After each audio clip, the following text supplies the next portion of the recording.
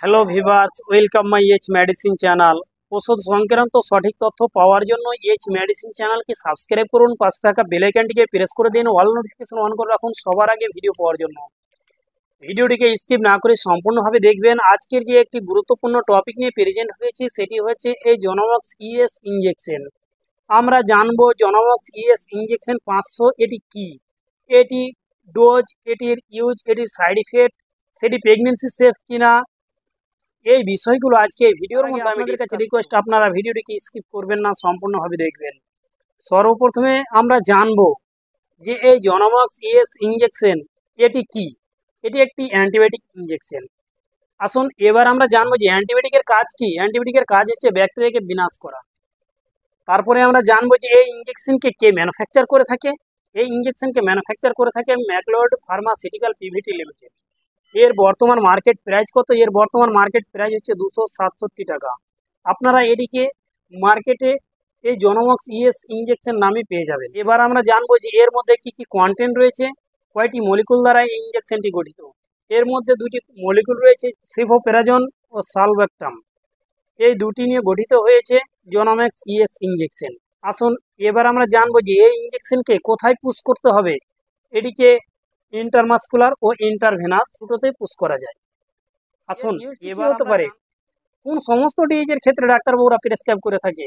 ওই সমস্ত ডিজিজের ক্ষেত্রে প্রেসক্রাইব করে থাকে ইনফ্ল্যামেটরি ডিজিজ, এছাড়া urine infection, bronchitis, bacterial infection কিংবা স্কিন ইনফেকশন, মেনিনজাইটিস, সেলুলাইটিস ও পেরিটোনাইটিস, এই ডিজিজগুলোর ক্ষেত্রে প্রেসক্রাইব করে থাকে। আসুন এবার আমরা একটু জেনে নিই যে এই ডিজিজগুলো কি। এই ডিজিজগুলো যেমন পেলভিক ইনফ্ল্যামেটরি ডিজিজ, যা দীর্ঘদিন নারীদের ক্ষেত্রে এই ডিজিজ হয়ে থাকে। যেমন যৌনাঙ্গের মধ্যে সংক্রমণ দীর্ঘদিন থাকার ফলে নারীদের অনেক সময় সাদা স্রাব কিংবা অনিয়মিত ঋতুস্রাব হয়। এই ডিজিজকে বলা হয় পেলভিক ইনফ্ল্যামেটরি ডিজিজ। তারপরে ইউরিন ইনফেকশন, যেমন পেশাবের দ্বারে অনেক সময় ব্যাকটেরিয়ার কারণে ইনফেকশন হয়ে থাকে। এছাড়া ব্রঙ্কাইটিস, এটি হচ্ছে ফুসফুসের রোগ, যা শ্বাস প্রশ্বাস নেওয়ার সময় কষ্ট হয় কিংবা ঠান্ডা লাগে, একে ব্রঙ্কাইটিস বলে। এছাড়া ব্যাকটেরিয়াল ইনফেকশন যখন বাইরে থেকে কোনো ব্যাকটেরিয়া শরীরের মধ্যে ইনপুট হয়, তাকে কেন্দ্র করে শরীরের মধ্যে বিভিন্ন রকমের প্রদাহ ঘটায় শরীরের মধ্যে গিয়ে, তাকে বলা হয় ব্যাকটেরিয়াল ইনফেকশন। এছাড়া স্কিন ইনফেকশন, যেমন শরীরের ওপরে কিংবা চামড়ার ওপরে এই ডিজিজটি দেখা দেয়। এছাড়া মেনিনজাইটিস, যা এটি ব্রেনের কিংবা স্নায়ুতন্ত্রকে আবৃত করে রাখে, এই মেনিনজাইটিস এই ডিজিজ। এছাড়া সেলুলাইটিস, যেমন এটি নারী ও পুরুষ উভয়ের ক্ষেত্রে এই ডিজিজ দেখা যায়। কারণ সেলুলাইটিস প্রথমে তো নিচে অঙ্গ থেকে হতে স্টার্ট করে, কিংবা অনেক সময় পায়ের মধ্যে ব্লাড জমে সেই জায়গাটা ফুলে যায়, ইনফ্লামেশন অর্থাৎ ফুলে যায়। এছাড়া পেরিটোনাইটিস, যা হচ্ছে এটি পেটের রোগের ক্ষেত্রে এটি হয়ে থাকে। যেমন অনেক সময় অপারেশনের ক্ষেত্রে কিংবা ডায়ালিসিস করার সময় এই ব্যাকটেরিয়া পেটের মধ্যে যখন ঢুকে সে প্রদাহ ঘটায়, তাকে বলা হয় পেরিটোনাইটিস।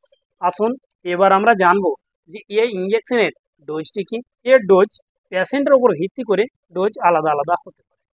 তারপরে আমরা জানবো এই ইঞ্জেকশন কি প্রেগনেন্সি সেফ। এই ইঞ্জেকশন প্রেগনেন্সি কিংবা ব্রেস্টফিডিং মহিলা উভয় নিতে পারে, তাদের জন্য নিরাপদ রয়েছে।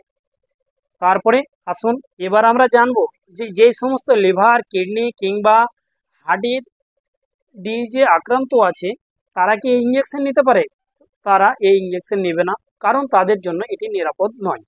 আসুন এবার আমরা জেনে নিই এই ইঞ্জেকশন নেওয়ার ফলে সে কি ভারী যন্ত্র কিংবা মেশিনের কাজ কিংবা ড্রাইভ করতে পারে। এটি নেওয়ার ফলে সেই ভারী যন্ত্র কিংবা ড্রাইভ করতে পারে। কিংবা মেডিসিনের সাইড ইফেক্ট কী কী রয়েছে। এই মেডিসিনের বেশ কিছু সাইড ইফেক্ট লক্ষ্য করা যায়, যেমন নোজিয়া, বমি লাগতে পারে, ভমিটিং, বমি হতে পারে। এছাড়া অ্যালার্জি রিয়াকশন করতে পারে কিংবা রেডনেস হতে পারে স্কিনের উপরে। এছাড়া ইচিং, চুলকাতে পারে, মুখমণ্ডল ফুলে যেতে পারে বা শরীর ফুলে যেতে পারে বা পায়ের গোড়ালি ফুলে যেতে পারে। এছাড়া পেট ভারী থাকতে পারে। এই সমস্ত লক্ষণগুলো দেখা দিতে পারে। তাই আপনাদের কাছে রিকোয়েস্ট, আপনারা যখনই কোনো মেডিসিন ব্যবহার করবেন, সে ইঞ্জেকশন হোক কিংবা ওষুধ হোক, সর্বপ্রথমে ডাক্তারের পরামর্শ নেবেন, তারপরে ইঞ্জেকশন বা মেডিসিন ব্যবহার করবেন। ভালো থাকুন, সুস্থ থাকুন, আসি পরে ভিডিও আবার দেখা হবে।